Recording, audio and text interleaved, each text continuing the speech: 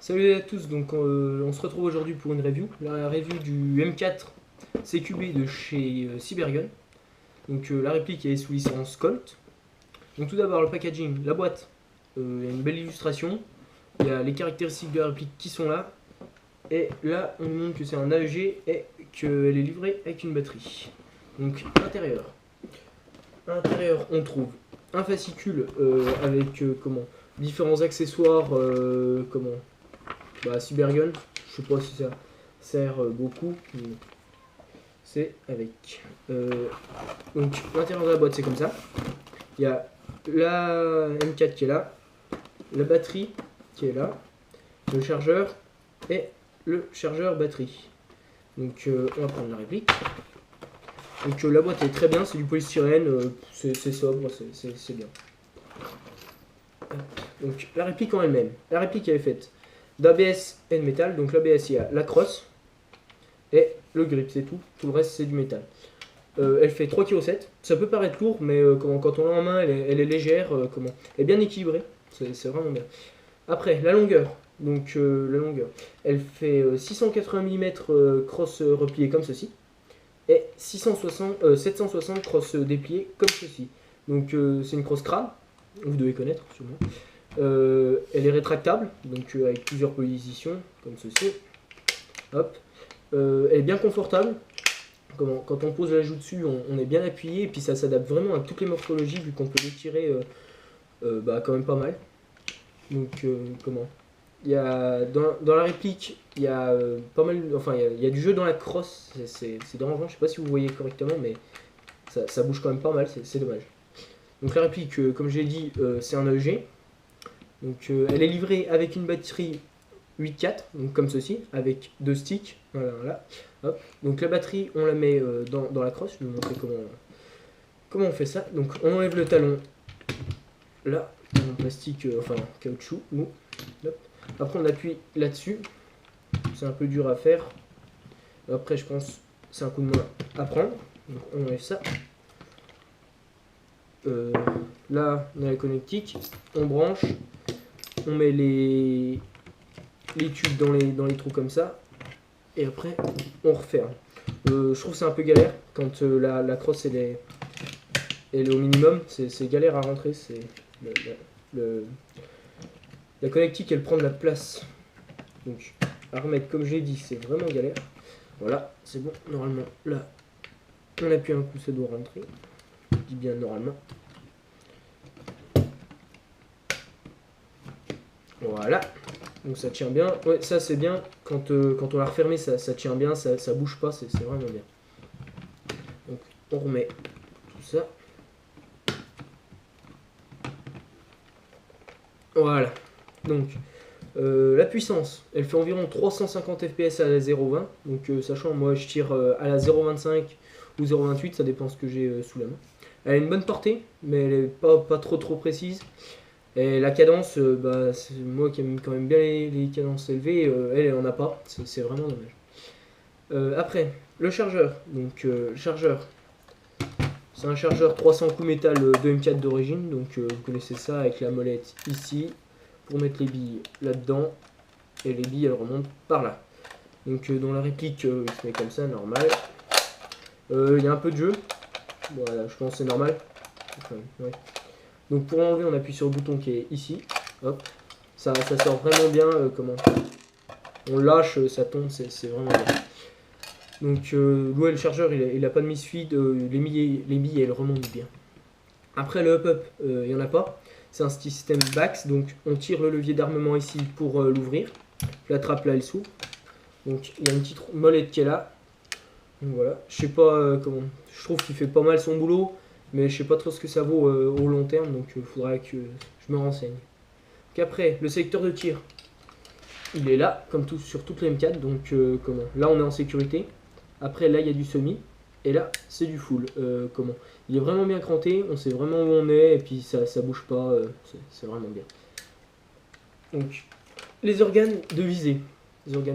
Là, celui à l'arrière il est escamotable, donc à l'aide de la grosse vis là, on dévisse, ça part tout seul, c'est parfait.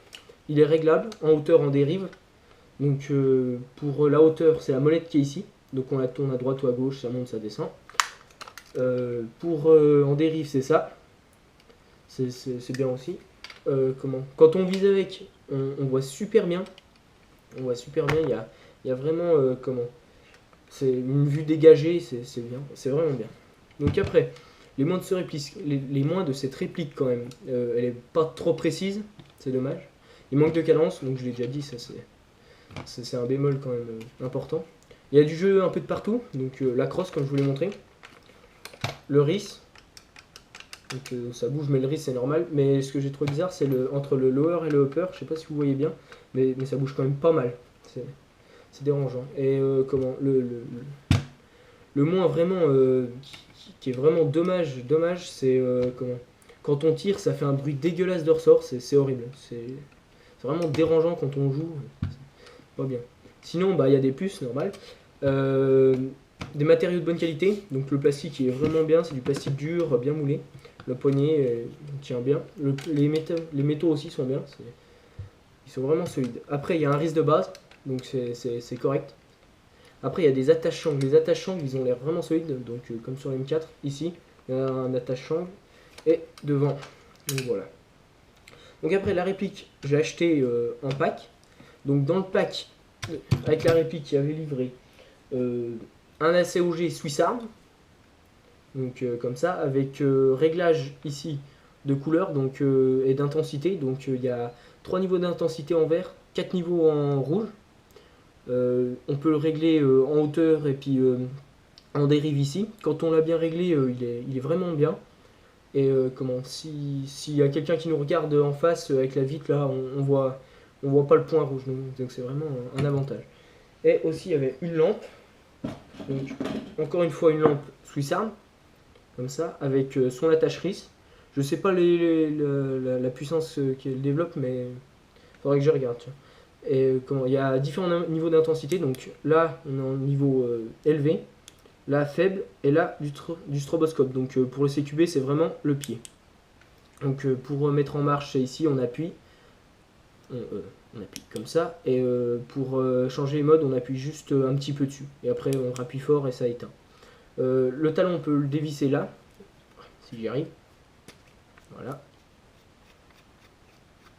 Hop.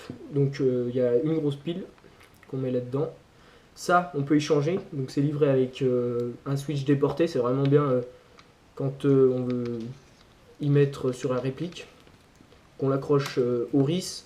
On met ça, on met le switch déporté où on veut, donc il y a des boutons. Les boutons, ils sont, il y a pas ils sont pas attribués à un mode. Les boutons, si on appuie dessus, ça change les modes normal. Donc voilà, je pense que j'ai tout dit.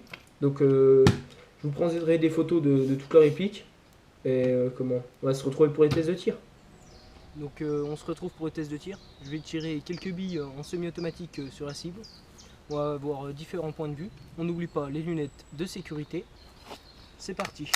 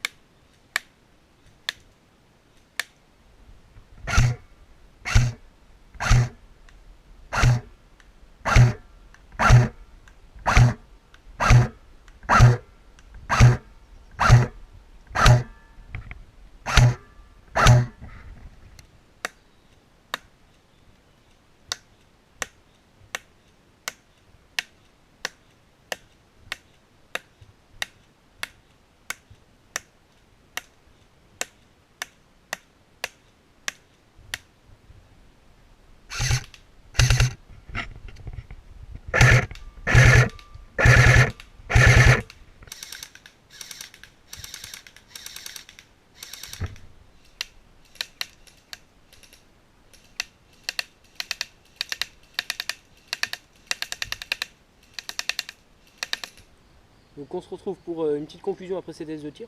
Comme vous avez pu le voir, la réplique a une bonne portée. Elle est réglée pour ça. même à 30 mètres on arrive à toucher un buste humain, donc c'est pas mal. J'ai regardé la portée maximale, elle est de 55-60 mètres, je viens de le faire à l'instant. Comment Sur une dizaine de billes on peut en mettre une ou deux dedans, c'est déjà pas mal pour la réplique. Elle est chère, j'ai acheté si je me souviens un peu bien dans les 430 €, donc c'est pas mal. Bon, le pack complet, mais je l'ai acheté en promotion parce que je n'allais pas mettre autant là-dedans. Merci à tous d'avoir regardé la vidéo. N'oubliez pas, un petit pouce bleu ça fait plaisir, un commentaire pour nous faire avancer. Ciao ciao.